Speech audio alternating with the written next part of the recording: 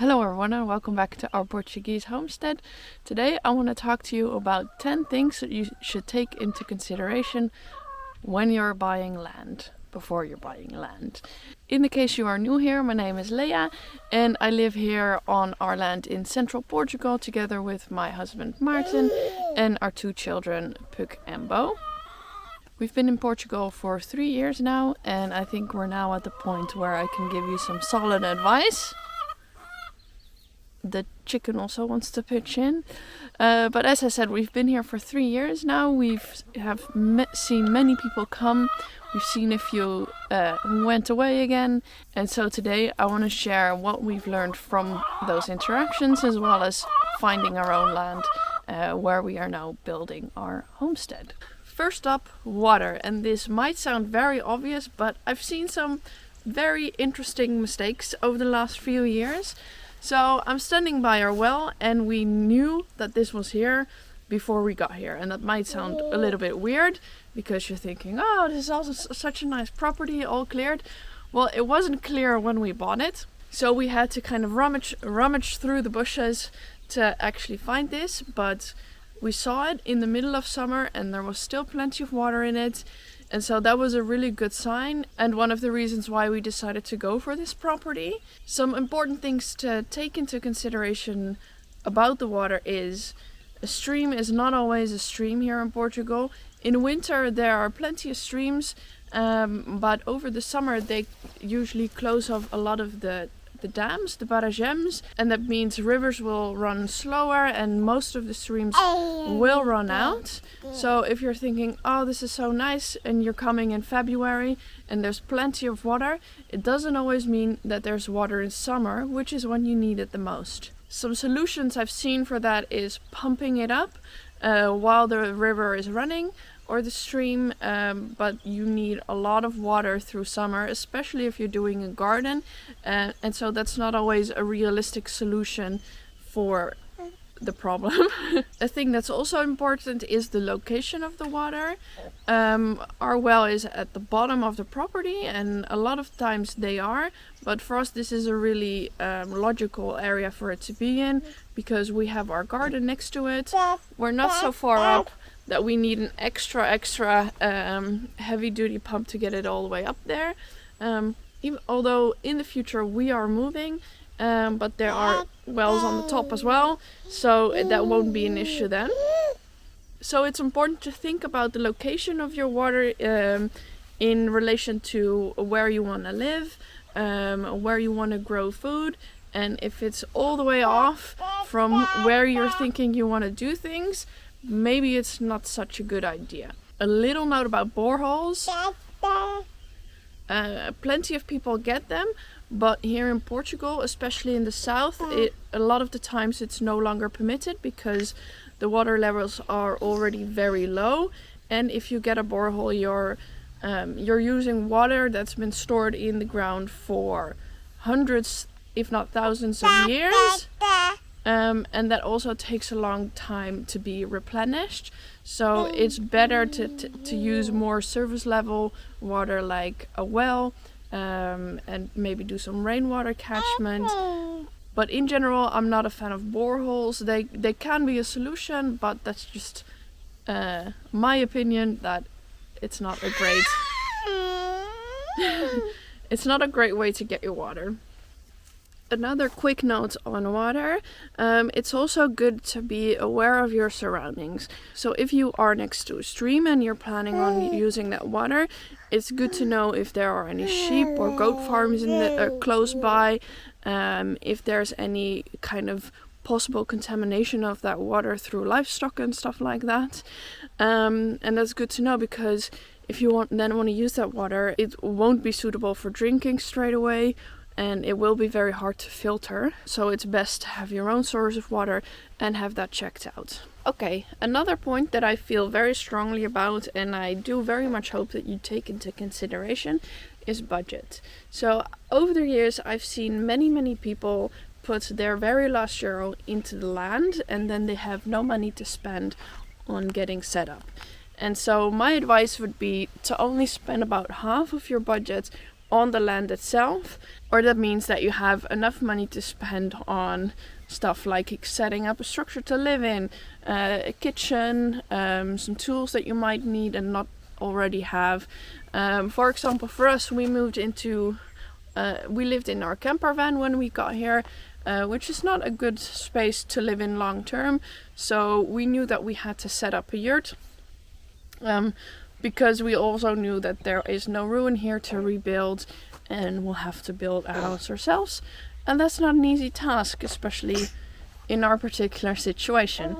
So we only spent about half of our budget on the land itself, so that we would have enough money to do all the things that are needed. And when you're doing projects like this, it's the same with renovating a house. There's always so many unforeseen costs. There's always things that you didn't know you needed, things that you just didn't realize you needed to budget for. And so it's good to have an extra couple grand, I'm sad to say, that can go to things that you really do need to live a normal, comfortable, semi-comfortable life, and so that you're not constantly struggling to buy the things that you need. And in relation to that, it's good to remember that in areas like this, where the land is cheap, a part of the reason why it's cheap is because people have moved away here over the decades, because there is no work, and so they went abroad.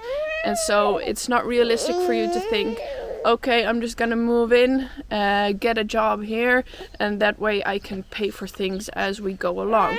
It's good to have that money already set aside, or have a remote job so that you actually have money coming in to do things as you go along. And that brings me to my next point. Please never ever buy without seeing. I know this has happened a lot during the pandemic. People were in lockdowns. They were very eager to get out of their place, and so lots of people who want to take advantage of that fact took advantage of that fact. Too many people bought without seeing and were disappointed when they got there, to say the least. It's really that simple. Please ever, and this goes for land as well as houses, as with anything that you put a lot of money in, just don't buy it before seeing it, because once it's yours, and this is a very big investment. And if you have all these dreams and they turn out not to be possible in the slightest on the property that you buy, that's gonna be a very big, very sad situation, and yeah, I don't wish that upon anyone. The next thing I want you to think about is your goals. What are your goals for the land? What are your goals for your life and for your future? And for example, a good way to think about it is, how do you want your days to look like? For us, that meant that we wanted to grow a little bit of our own food, because I like gardening and I like plants. So we knew that we wanted to have a garden space, and with this property in particular, we knew that this used to be a market garden many decades ago, and we knew that therefore this land was usable in that way, at least this part. So if you're thinking of your land, it should be clear what your goals are with it, what you want to build. So for example, if you want to have a forest, you want to be in a lush green area, and it's not there, think about, is it realistic to reforest or regreen, as they say, which is a very popular term these days. Is that realistic in this particular area? Because lots of areas here are very dry, they're only gonna be drier, and therefore it's gonna be very hard to regreen those places, because most things need water to grow, and in a desert climate, trees are not there for a reason. So you should think about that, and in some places you can do some things and not other things, and the other way around. So what are your goals with the land? Can they actually be done there? And that brings me to my next point. Surprise! I have a few opinions as well about what you should look for and what you should be aware of before buying property here.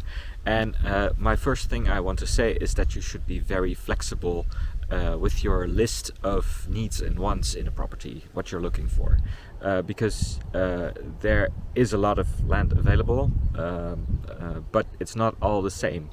It doesn't all have everything, so you have to make a choice. And sometimes I hear people talk about things they want that do not really go together. So you can't, for instance, be really close to a city with a supermarket and stuff, and also be very secluded with no traffic around you, and only yourself and nature. Start with a list and then go look for properties that fill your needs, but then if you've watched and seen a few properties, then maybe you should rethink, okay, these are the type of things that really don't exist together.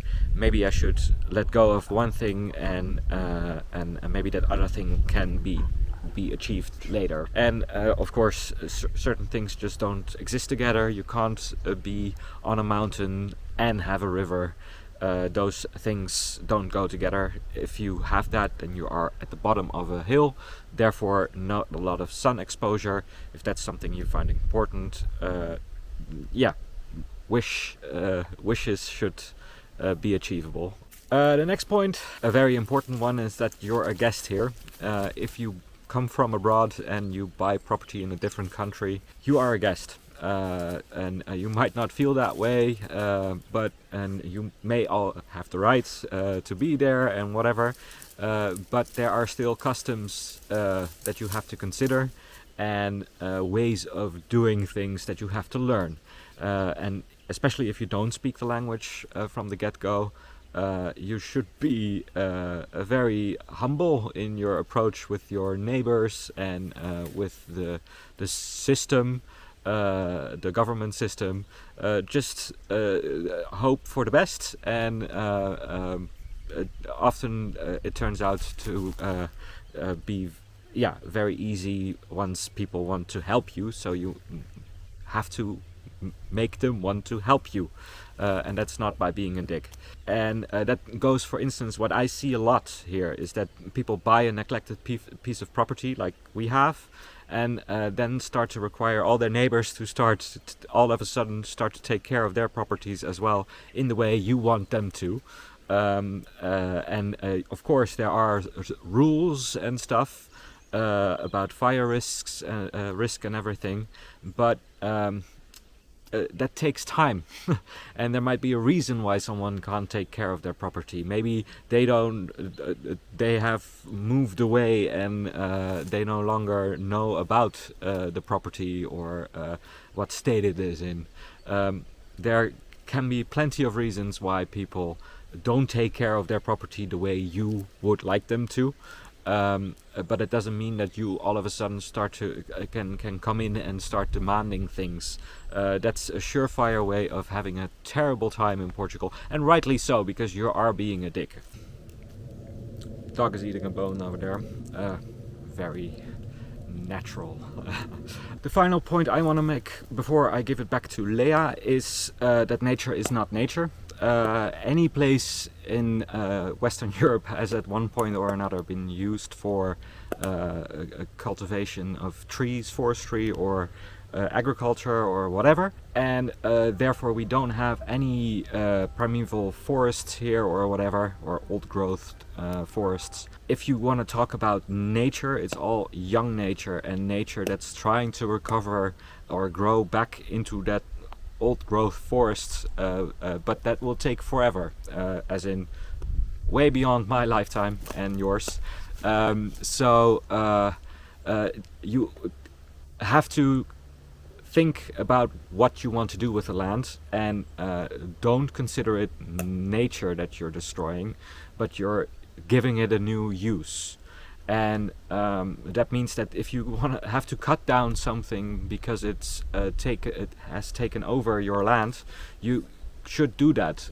Another thing that you should take into consideration is that you shouldn't focus too much on getting as much land for your money as possible. What I mean by that is that I see a lot of people who are very focused on getting this many hectares of this many acres as much as they can possibly get for the little money that they have. And I don't think this is a good strategy, because usually the bigger properties that are still very cheap are cheap for a reason. Our land is 3 hectares, and the only reason that we could afford it was because it was so much overgrown. For our budget, for well-kept land with maybe some sort of structure, a hectare was more appropriate probably. So we took a little bit, or very much, a gamble on our property by buying something that was overgrown, so we didn't know what we were buying.